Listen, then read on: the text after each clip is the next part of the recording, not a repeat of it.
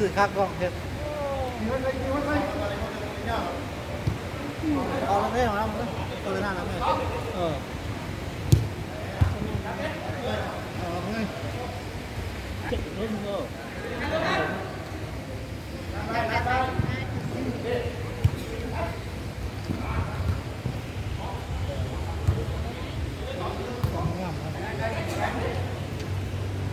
เอ้าโอ้ย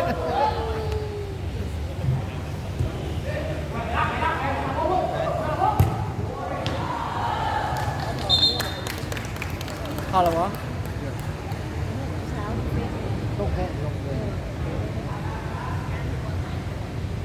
เบอร์11เด้อจับเบอร์11เด้อ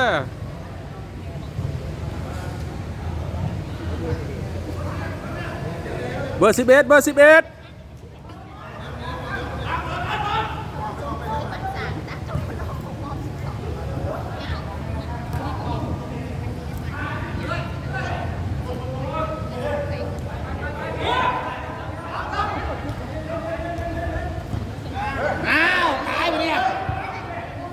ใครจะส่งโมเมนต์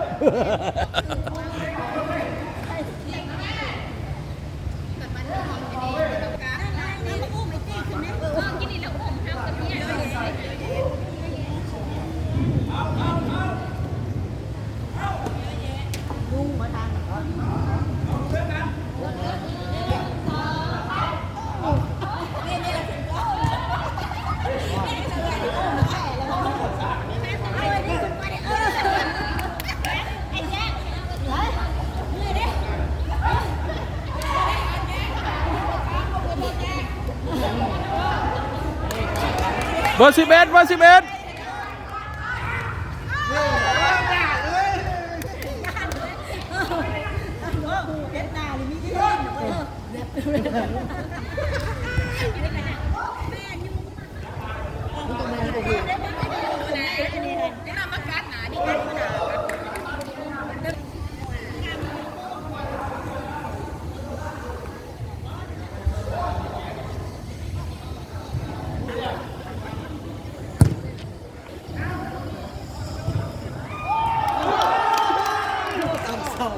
เกือบกับ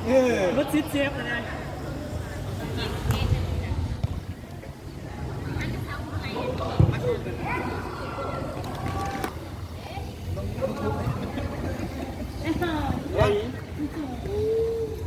กองเชียร์กองเชียร์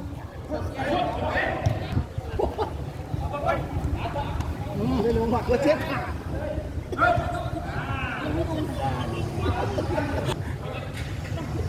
เอาบาเนี้ยเขาเอาบาเนี้ย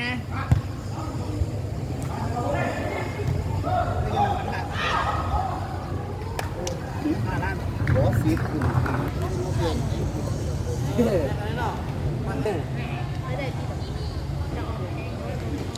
เรียบร้อย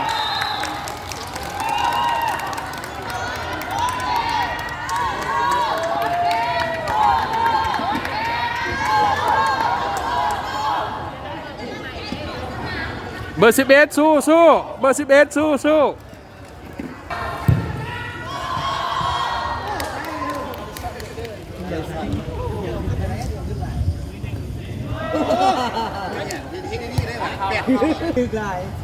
เกือบถอยหลังเนาะโอ้ยมึงตายซ่าเลยเห็นบ่เด้เห็นบ่ลงซอยแล้วเร็วลงซอยเตะตุ้ม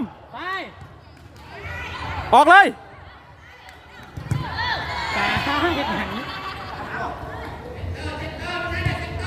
เซตแล้วบัดนี้เข้าดี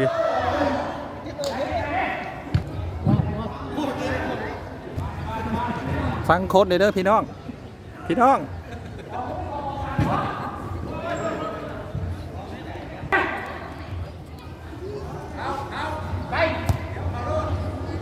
เราออก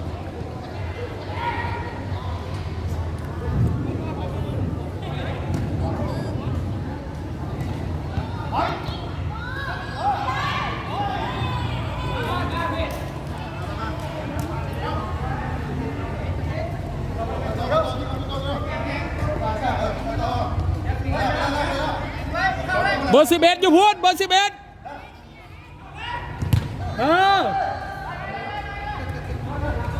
ไรแน่เดี๋ยวงาม เสร็จแล้วบ่ถึงเราเลย กำลังหลังเด้อ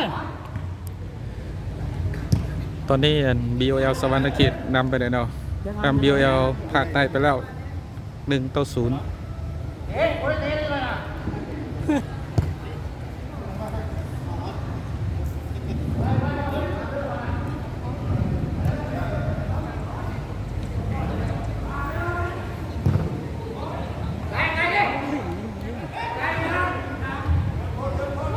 หลังดีซาบ่ได้เด้อ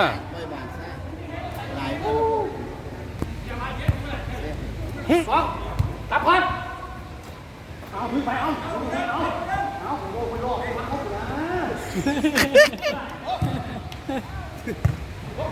บ่ธรรมดา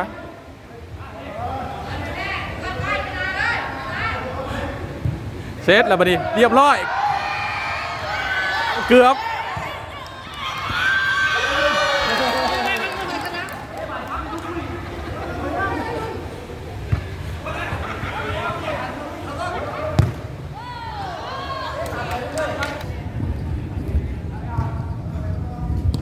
ไปไม่บอกผิดไม่บอก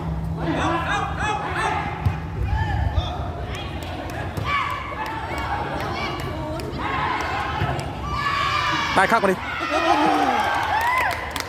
งามทรงให้ป้าให้จะทรงแหง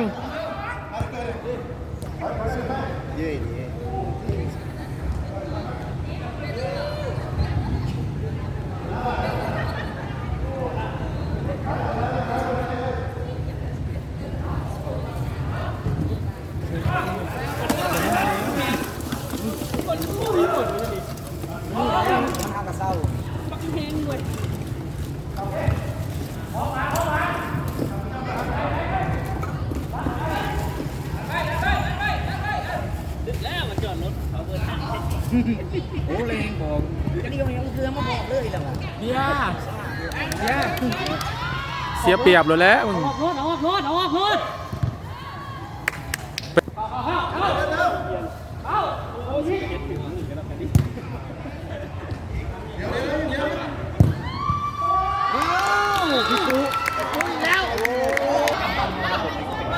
อยู่ก่อนเบอร์11อยู่ก่อน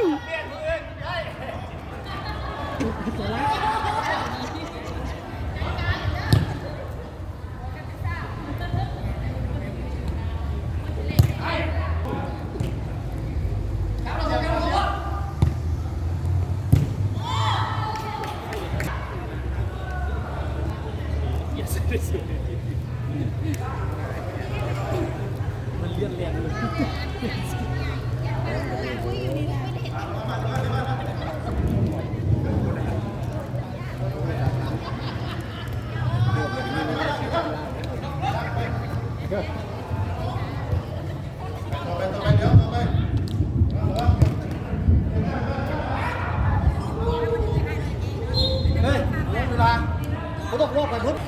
เห็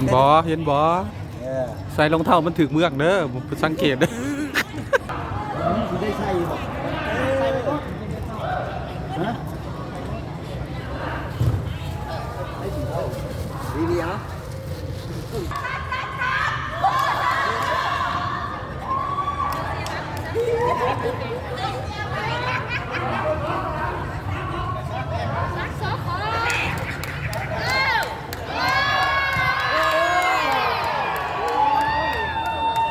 สัก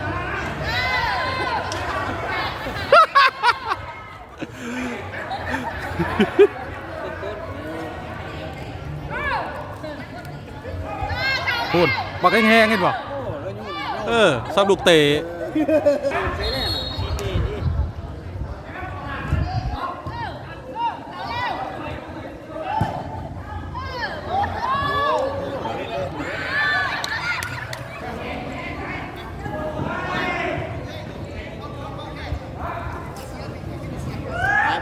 ไป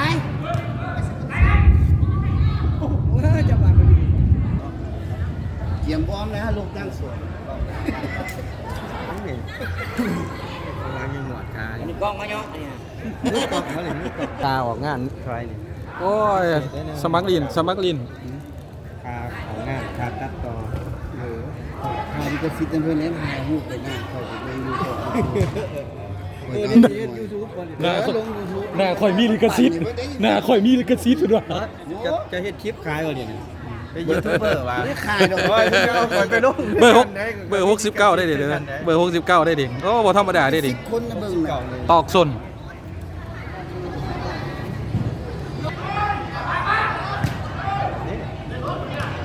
เสร็จ